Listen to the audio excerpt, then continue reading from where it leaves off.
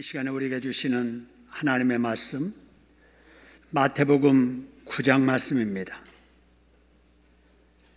오늘은 9절부터 13절을 교독합니다.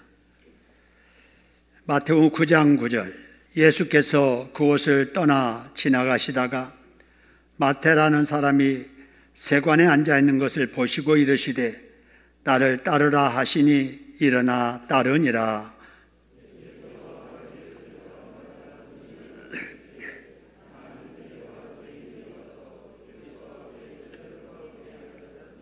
바리새인들이 보고 그의 제자들에게 이르되 어찌하여 너희 선생은 세리와 죄인들과 함께 잡수시느냐?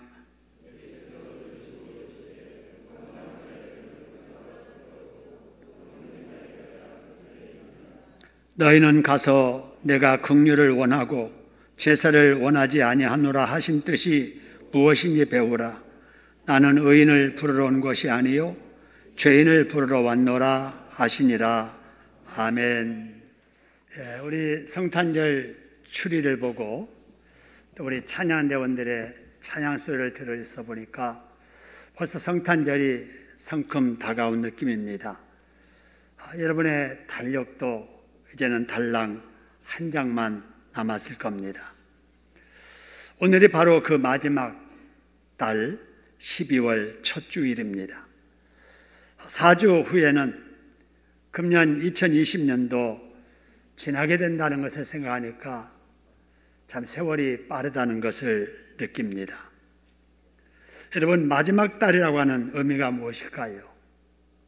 바로 그것은 한 달 남은 날들 한 해를 마무리 잘 해서 새해를 복되게 맞이라는 기회입니다. 12월 한 달 동안도 주님과 동행하시면서 금년 마무리 잘 하셔서 다가올 새해 주님과 함께 복되게 맞이하는 저와 여러분 되기를 주님의 이름으로 축원합니다.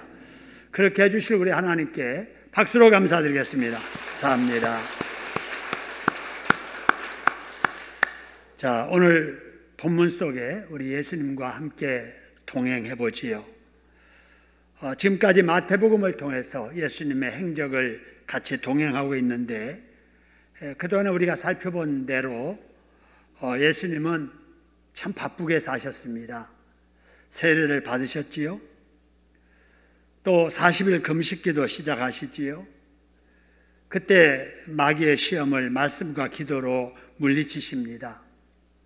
그리고 열심히 천국 복음을 전하시면서 베드로와 안드레를 제자로 부르시고 또 백성들의 병든 것, 악한 것들을 고쳐주십니다.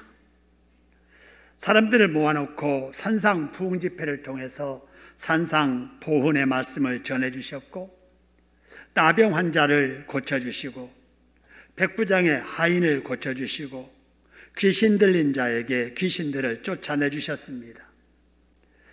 배를 위험하게 만드는 바람과 바다를 꾸짖어 잠잠하게 하셨고 지난 주일에 나눈 말씀 중에서는 중풍병자도 고쳐주셨습니다. 오늘 말씀에 보면 예수님께서 또 다른 곳으로 지금 이동하고 계십니다. 이처럼 예수님께서는 한시도 가만히 계시지 아니하고 부지런히 일하셨습니다. 하나님께서 원하시는 일을 위해서 또 하나님께서 맡겨주신 일을 위해서 열심히 사신 분이 예수님이십니다. 우리가 이런 예수님을 믿는다면 예수 믿는 우리들도 부지런히 살아야 될 줄로 믿습니다. 내가 한 몸 가지고 부족하다, 두 몸이라도 감당 못하겠다 싶은 생각이 들 때마다 내가 부지런히 살고 있구나 복으로 여기시고 여러분 더 열심히 부지런히 살려고 최선을 다하시기를 소원합니다. 여러분 주일이면은 더 바쁘게 느껴지는 분들이 계시지요. 그런 분들이 우리 주님의 모습을 닮아서 부지런하게 사시는 겁니다. 토요일이면 교회 나와서 이 일 저 일 찾아서 일하시는 분들 예수님 닮아 부지런하게 사시는 분들이세요. 절기 때마다 강단을 이렇게 아름답게 장삭하시는 분들, 또 주일을 위해서 아름답게 강단을 꾸미는 분들, 또 다른 사람보다 일찍 와서 찬양을 준비하고 또 연주하고 봉사하시는 분들, 또 불편하신 분들 수송하는 일로 섬기시는 분들, 주차장에서 좁은 공간 효과 있게 사용하기 위해서 애쓰시는 분들, 방송실에서 수고하시는 모든 분들, 주일학생들을 위해서 애쓰시는 분들, 여러분 이런 모든 분들이 다 예수님을 본받아서 부지런하게 사시는 모습들인 줄로 믿습니다. 하나님께서 그런 사람을 기뻐하십니다. 그런 사람을 도와주십니다. 그런 사람이 기도할 때 응답해 주십니다. 여러분 이제 이후로도 예수님처럼 부지런하게 살아가시는 저와 여러분 되기를 주님의 이름으로 축원합니다. 예수님께서 지난 주일날 말씀에 갑자기 천장에서 매달려 내려오는 중풍병자를 고쳐주시고 나셔서 또 다른 곳으로 이동하시다가 그 지역의 세무서 앞을 지나가시게 되었습니다. 예수님께서 그곳에 근무 중이던 한 직원을 부르십니다. 나를 따르라 라고 하시지요. 이때 세관에서 근무하던 그 사람이 두말하지 아니하고 일어서더니 그 시로 예수님을 따릅니다. 따를 뿐만 아니라 오늘 본문의 말씀과 같은 사건을 더 자세히 알려주는 누가복음 5장 29절에 보면은 이 사람이 동료 직원들을 초청해요. 아는 사람들의 집에 다 초청해서 큰 잔치를 벌이고 예수님도 거기에 초대합니다. 그자 예수님께서 거절하지 아니하시고 그 집에 들어가셔서 그 집에 있었던 사람들과 함께 어울러서 식사교제를 하셨습니다. 그 모습을 지켜보던 바리새인들, 서기관들이 예수님의 제자들에게 묻습니다. 당신의 선생은 도대체 어떤 분이기에 저렇게 상종해서는 안 될 사람들 집에 들어가서 식사 함께 하느냐라고 말입니다. 이때 예수님께서 들으시고 나는 의인을 부르러 온 것이 아니고 죄인들을 부르러 왔노라라고 하셨습니다. 여러분 이상이 오늘 우리가 같이 읽은 본문의 내용입니다. 많이 읽으셨지요? 이미 잘 아시는 내용, 설교도 여러 번 들으셨을 겁니다. 오늘 우리가 이 말씀을 다시 나눌 때 주의 성령께서 우리에게 새로운 은혜 허락해 주실 줄로 믿습니다. 오늘 또 은혜 주셔서 우리에게 새로운 복을 허락해 주실 줄로 믿습니다. 우리의 기도를 들으신 하나님, 우리 찬양을 받으신 하나님, 사모하는 우리들에게 새로운 은혜를 주실 텐데 그럴 우리 하나님께 박수로 감사하겠습니다. 감사합니다. 여러분 오늘 우리가 이 말씀을 다시 보는데요, 이 말씀을 우리가 통해서 우리가 새겨야 될 부분이 뭐냐면요, 예수님께서 어떻게 레위를 아시고 그가 근무하던 세다관을 지나가시다가 그를 부르셨을까 하는 겁니다. 아무도 모르는 가운데 아무 정보도 없이 그냥 지나가다가 사람 보니까 너 나 따라와 이렇게 하셨을까 하는 거예요. 정말 그랬을까? 오늘 9절의 말씀을 보면은요, 예수님께서 마태라는 사람이 세관에 앉아 있는 것을 뭐 하시고 따르라고 부르셨다고 그랬어요? 뭐 하시고 그랬어요? 보시고. 예수님께서 보셨다라고 하는 말은요, 바로 이 원문 헬라어에 보면은 에데아사토라고 하는 말입니다. 이 에데아사토라고 하는 말은 그냥 지나가다가 보이는 대로 이렇게 본 것이 아니고 주의 깊게 관찰하신다, 생각까지도 살피신다라고 하는 것입니다. 다시 말하면 감찰하신다라고 하는 거예요. 사찰하신다라는 뜻을 가진 말이 여기서 말하는 보시고라고 하는 뜻입니다. 여러분 요즘 언론에서 판사 불법 사찰, 불법 감찰했다는 말로 어수선합니다마는 여러분 예수님께서 지금 여기 감찰하신다라고 하는 것은 평소에 약점이나 잘 이렇게 살펴보시다가 결정적인 순간에 그 약점을 가지고 협박을 해서 어떤 목적을 이루려고 그렇게 하시는 감찰이 아니십니다. 우리 예수님께서는 진실을 알아주시려고, 상 주시려고, 좋은 길로 인도해 주시려고 각 사람의 생각까지라도 마음까지라도 살피신다라고 하는 것입니다. 할렐루야. 한번 따라합시다. 하나님은 내 생각까지도 살피시는 분이시다.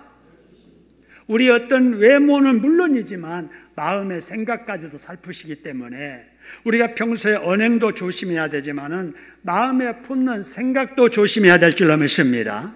악한 생각 품고 살면 안 돼요.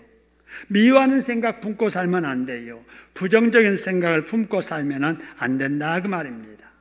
마음에 선한 생각, 사랑하는 생각, 감사하는 생각 품고 살면 하나님께서 다 살피시고 아셨다가 때가 되면 가장 좋은 걸로 응답해 주시고 축복해 주실 줄로 믿으시기를 소원합니다.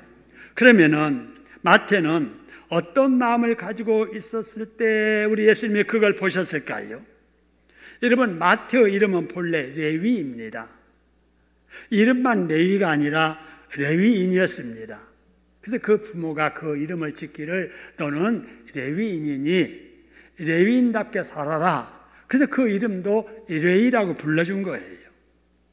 여러분, 레위인은 우리가 아는 대로 성전에서 하나님 섬기는 일을 돕는 사람들이에요. 그래서 다른 사람들에게는 다 지파별로 분개 땅을 나눠줬지만은 이 레위인들에게는 땅을 나눠주지 않았습니다. 백성들이 하나님 앞에 드리는 제물 가져다가 하나님 앞에 드리면 거기서 돕다가 일하다가 거기서 나온 것을 먹고 사는 사람들이 레위인이에요. 그래서 레위가 있어야 될 곳은 성전입니다. 레위인들이 해야 될 일은 하나님을 섬기는 일이에요. 여러분, 그런데 이 마태는 있어야 될 자리에 있지 않습니다. 성전이 아닌 세관에 앉아 있는 거예요. 이 레위 마태는 해야 할 일을 하지 않습니다. 하나님을 섬기는 일을 하지 아니하고 먹고 살 일, 바로 경제활동을 하고 있었습니다. 일을 해도 존경받는 일이 아니에요. 이 당시 이스라엘 백성들은 로마 통치받았는데 로마 통치의 앞잡이가 돼가지고 세관 업무를 담당하면서 백성들에게 세금을 과하게 부과시키고 그걸 걷어가지고 일부를 상납을 하고 나머지 남은 것을 가지고 이익 챙겨서 사는 바로 그 일을 하고 있었습니다. 그래서 그 당시 동족들에게는 어쩌면은 이스라엘 사람인 저 사람이 로마의 앞잡이가 돼가지고 우리 백성들을 수탈해 나가는 일에 앞장설 수 있는가 해가지고 이 개만도 못한 이 매국노라고 하는 바로 비난을 듣고 살았지요. 그랬으니 그가 먹고 살기 위해서 어쩔 수 없이 세관에 앉아서 그 일을 하고 있었지만 하루하루가 바늘방석에 앉아있는 느낌이었을 겁니다. 내가 있어야 될 곳은 여기가 아닌데, 내가 해야 될 일은 이 일이 아닌데, 그러면서 무척 고민하고 있었습니다. 그러던 때 그에게 소문이 들려옵니다. 나사렛 출신의 한 젊은이가 자신의 동네에서 문둥병자와 백부장의 하인의 병을 고쳐주고 베드로의 장모도 치료했다는 이 소식을 듣게 됩니다. 그러면서 바로 그 예수라는 청년이 천국 복음을 증거한다는 거예요. 그 소리를 듣자 그 사람이, 그 예수가 구약에서 예언한 메시아가 아닌가? 아니, 그분이 오셨다면은 빨리 내가 그분을 만나야 하는데, 그러면서도 용단을 내리지 못하고 그 자리에 앉아 있었던 바로 그때 예수님께서 지나가시다가 그를 향하여 나를 따르라고 부르신 겁니다. 마음속에 메시아를 사모했던, 자기가 있어야 될 것이 무엇이며 해야 될 일이 무엇인가를 고민하던 바로 그 마음을 우리 예수님이 보시고 그를 부르셨다라고 하는 겁니다. 여러분, 이처럼 예수님께서는 그 당시에 마태의 마음만 보신 것이 아니라 우리의 진실한 마음도 다 보고 계신 줄로 믿으시기를 소원합니다. 코로나 와중에도 믿음 지키면서 살려고, 지킬 걸 지키면서 해야 할 일을 해야 된다는 마음으로 최선을 다하는 여러분의 마음 하나님이 아실 줄로 믿습니다. 힘들어도 올해 맡은 사명 내년에도 또 감당하리라라고 하는 그런 마음 가지고 이 자리에 앉아 계신 여러분의 마음을 우리 예수님께서 아실 줄로 믿습니다. 코로나 때문에 주일 지키기도 어렵고 직장 분위기가 교회 나가서 주일날 예배 드리는 거 드러내놓고 말할 수도 없는 상황이지만 그래도 주일 지키면서 11조 생활하면서 전도하면서 봉사 생활하려고 하는 여러분의 마음을 아실 줄로 믿습니다. 여러분, 다른 사람들이 다 여러분의 속마음을 몰라줘도 하나님은 내 마음 아실 줄로 믿고 이 자리에 나오신 줄로 믿습니다. 이런 진실한 것을 하나님이 아시는 것을 믿는 사람들이 부르는 노래가 있어요. 여러분, 이 노래입니다. 아시지요, 아시지요, 아시지요, 주님 아시지요, 아시지요, 아시지요, 주님. 할렐루야. 여러분, 자식이 내 마음을 알아주지 못해도, 아내가 남편이 내 마음을 알아주지 못해도 주님은 알아주신다는 그런 믿음으로 하나님 앞에 나와서 이 찬송을 부르면서 가슴 치며 기도하는 성도들이 많이 계십니다. 우리 주님은 우리의 진실함을, 우리의 마음을 아시는 분인 줄로 믿으시기를 소원합니다. 여러분, 우리가 오늘 본문 말씀을 통해서 더 깊이 알아야 될 또 한 가지는 예수님의 부름을 받는 레위가 어떻게 했는가 하는 거예요. 예수님께서 세관에 앉아있던 레위를 향하여 나를 따르라 하실 때 예수님께서 베드로를 부르실 때처럼 네가 나를 따르면 내가 너 사람 낚는 어부되게 해줄게, 이렇게 뭔가 사후에 보장 섞인 말씀 한마디 없이 부르셨습니다. 그냥 따르라는 거예요. 따라서 어떻게 할 건데? 여러분, 그렇게 대답할 수도 있고 그렇게 생각할 수도 있잖아요.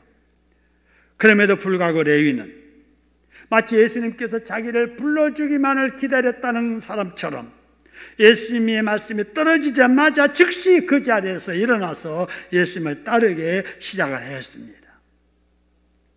구약의 과거 이스라엘 백성들이 하나님을 버리고 우상을 붙잡았던 것처럼 세리였던 마태는 자기가 누리던 모든 것을 버리고 주님을 붙잡은 것입니다.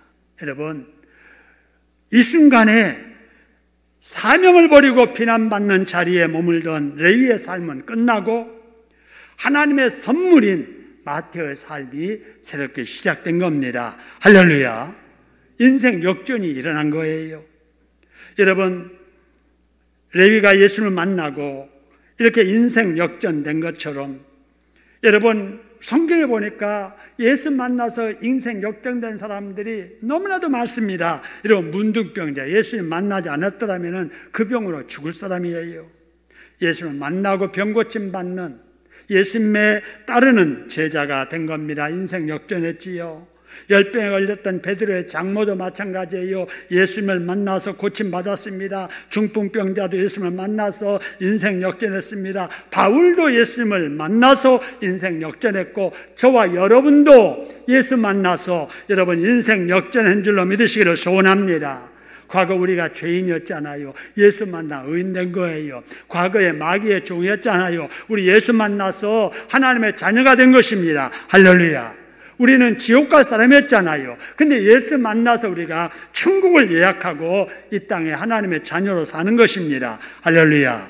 여러분, 그렇기 때문에 저도 여러분들도 예수님 만나서 역전했다면 여러분, 다른 사람들도 예수님을 만나기만 하면은 그들도 인생 역전하게 될 줄로 믿으시기를 소원합니다.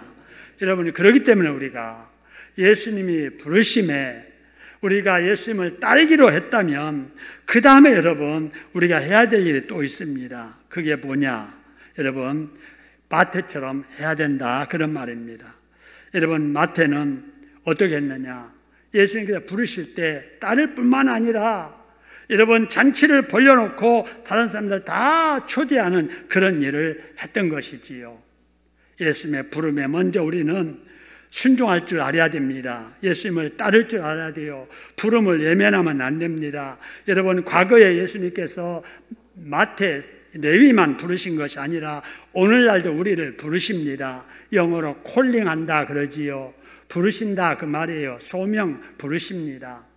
어떻게 부르시느냐? 꿈에 우리를 부르실 때도 있어요. 개인적으로 하나님이 직접 부르실 때도 있어요. 그러나 일반적인 방법은 하나님께서 교회를 통해서 우리 신앙생활을 하게 하시기 때문에 교회의 제도를 통해서 우리를 부르십니다. 구역장을 통해서 집사님, 내년에는 우리 함께 구역예배에 참석합시다. 하나님께서 그 사람을 구역장을 통해서 콜링하시는 거예요. 부르시는 거예요. 구역예배 자리로. 집사님, 우리 기도생활 같이 합시다. 여러분, 그 집사님을 통해서 그 사람을 지금 기도의 자리로 우리 예수님께서 부르시는 거예요. 내년에 우리 찬양대 좀 함께 봉사합시다. 내년에 우리 함께 주일학교 교사로 좀 일합시다. 여러분, 그 전도사님의 말이 하나님께서 나를 바로 부르시는 부름의 소리라고 하는 사실입니다. 할렐루야. 여러분, 이런 부름을 사람의 말로 생각하고 외면하면 절대로 안 됩니다. 여러분, 아무리 부족해도 부르시면 순종하겠습니다. 최선을 다하겠습니다. 열심히 해보겠습니다. 이런 자세를 가지고 우리가 따라야 될 줄로 믿으시기를 소원합니다. 그러는 사람을 하나님이 기뻐하세요. 하나님은 그런 사람의 기도를 들어주시고 그런 사람의 힘든 일이 있을 때 하나님께서 도와주실 줄로 믿으시기를 소원합니다. 사람을 통해서, 교회를 통해서 나를 부르시는 우리 하나님의 부르심에 외면하지 말고 일어나 따르는 순종을 하시다가 마태처럼 예수의 제자 되듯 우리 하나님의 복을 받는 저와 여러분 되기를 주님의 이름으로 축원합니다. 그 다음에 예수님을 따를 뿐만 아니라 마태는 잔치 준비했대지요.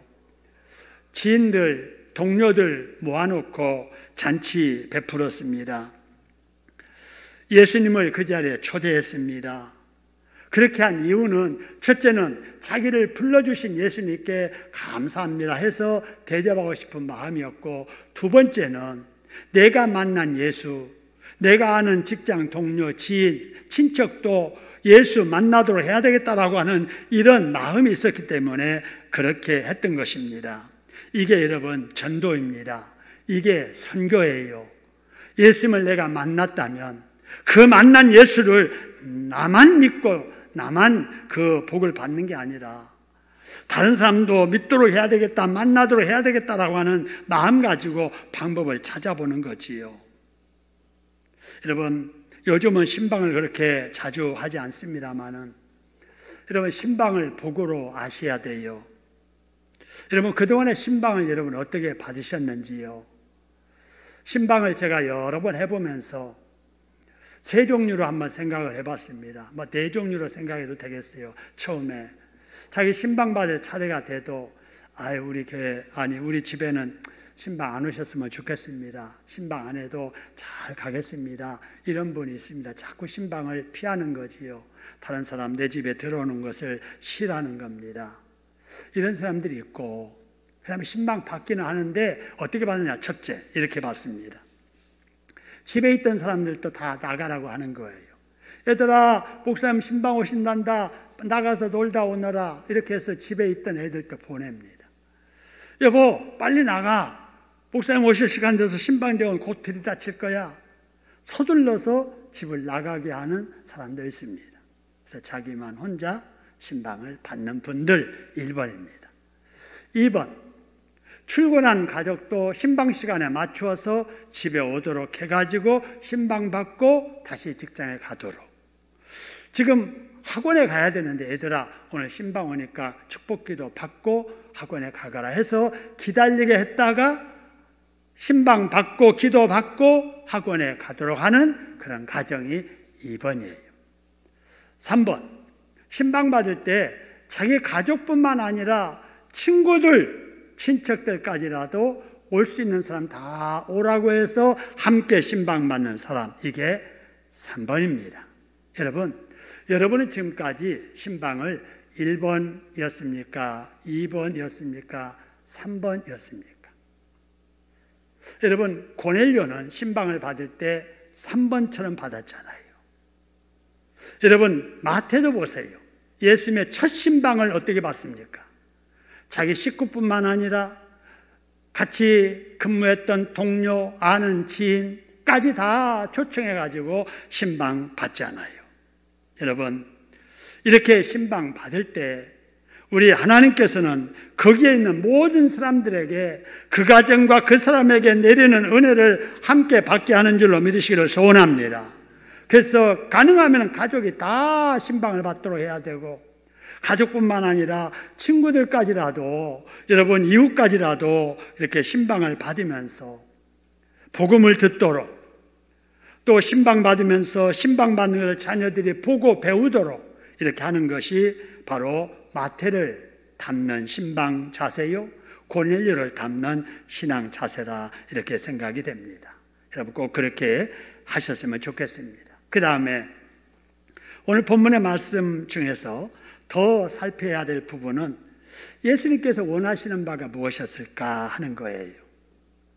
마태가 예수님을 믿기로 하고 예수님과 친구들 또 직접 이렇게 초대했잖아요. 그 모습을 지켜보던 바리새인들과 서기관들이 예수님의 제자들에게 한 말이 있지요. 아니 도대체 너희 선생은 어찌해서 저렇게 상종도 못할 사람, 상종해서는 안 될 사람들 집에 가서 그들과 함께 식사 나누느냐라고 하는 거예요. 예수님께서 그 소리를 들으셨지요. 그래서 바로 뭐라고 하냐면은 나는 의인을 부르러 왔지, 의인을 부르러 오는 것이 아니라 죄인을 부르러 왔다, 이렇게 말씀하시지요. 여러분, 이 말씀을 통해서 우리가 한번 생각해 볼 것은, 사람은 누구나 다 자기는 옳다고 생각을 하지요. 그래서 자기 기준으로 사람들 다 이렇게 판단합니다. 그래서 자기 기준에 맞으면 너는 틀렸다, 잘못했다, 너는 죄인이다, 이렇게 하지요. 그러면서 너는 상종해서는 안 돼, 너는 가까이 하면 안 돼. 그래서 사람들을 마음으로 자꾸 이렇게 분리시킵니다. 갈라놓지요. 그런데 예수님은 그 반대이다라 하는 겁니다. 예수님께서 마태의 집에 가신 것은 그가 사람들에게 비난받는 직업을 갖고 있었다는 거 이미 아시잖아요. 그 당시에 여러분 세리들이 이스라엘 동족들에게 여러분 비난받는 것을 다 아시잖아요. 그 세리들이 그 세관에서 하는 짓이 뭔지 아시잖아요. 그냥 로마에서 세금 걷어서 가져라고 그러니까 세금을 과하게 부과해가지고 일부 보내고 남는 걸 착복해서 부를 누리고 있었던 사람들이라는 걸 다 아십니다. 아시면서도 불구하고 예수님께서는 그 집에 가셨다는 거예요. 그 집 하고 있는 마태를 아시면서도 그를 부르신 거예요. 그리고 그를 제자 삼아 주십니다. 허물과 죄를 다 아시면서도 불러주시고 용서해 주시고 찾아가시고 품어주시고 이렇게 하시는 바로 이것이 여러분 우리에게 베푸시는 은혜요 사랑인 줄로 믿습니다. 여러분 우리도 레위와 다를 바 없었던 죄인들이었지요. 여러분 저도 교회 다니기 전에 교회를 괜히 싫어했습니다. 교회 다니는 사람 주는 것도 없이 미워했지요. 이상하지요. 예수님을 믿는 사람들, 교회 다니는 사람들을 좋게 말하지 아니하고 비난했던 사람들이었잖아요. 하나님이 싫어하시는 죄를 지으면서도 뻔뻔했던 우리들이었잖아요. 죄의식도 없던 우리들이었잖아요. 교만했었잖아요. 무지했었잖아요. 그럼에도 불구하고 그런 저를 불러주시고 여러분을 하나님의 자녀로 불러주신 줄로 믿으시기를 소원합니다. 우리가 이런 하나님의 은혜를 받아서 죄 용서를 받았고 하나님의 자녀가 되었으니 오늘 또 이 복된 자리에 우리가 있게 된 줄로 믿습니다. 그러면 우리가 처음부터 하나님의 자녀들 만한 믿음이 있었고 또 우리가 하나님 앞에 집사되고 권사되고 장로되고 목사될 자격이 있어서 우리가 그 직분 받았다고 생각하면 안 됩니다. 전적으로 하나님께서 나를 이해해 주시고 용서해 주시고 사랑해 주시고 품어 주시고 잘할 줄 믿어서 우리에게 이 복을 주신 줄로 믿으시기를 소원합니다. 그런 사람은 더 잘해야 되지요. 더 감사해야 되지요.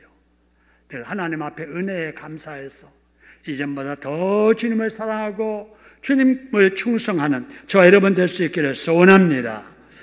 자, 다음으로 우리가 본문 말씀 중에 좀 더 깊이 살펴야 될 부분 13절입니다.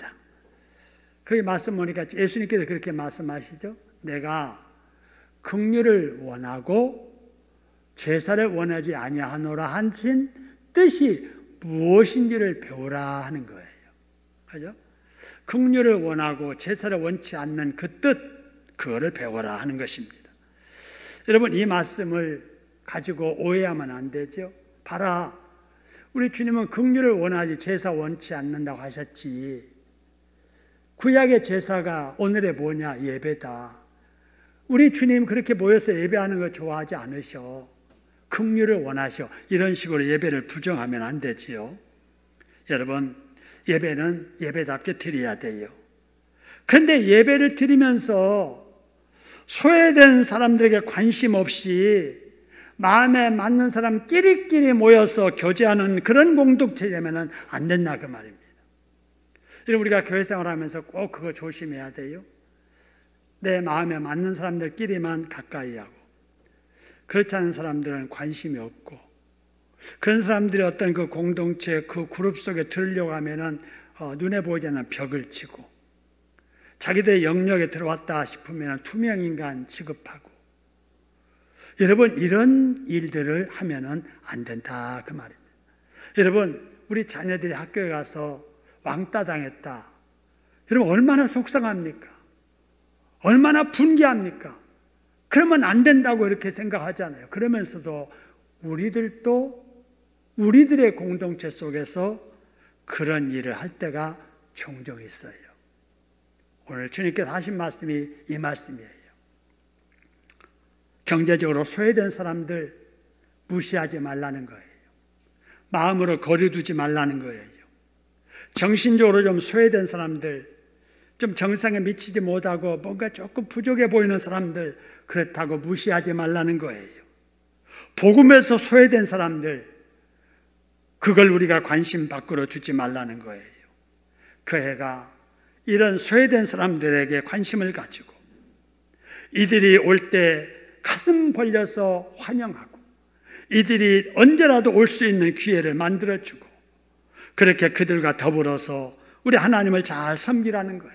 서기관들처럼 왜 저런 사람들 집에 들어갔느냐 따지지 말고 왜 저런 사람들과 가까이 하지 않느냐 따지지 말고 누구라도 복음에게 전하고 사랑을 베풀고 전도하고 선교하라는 거예요.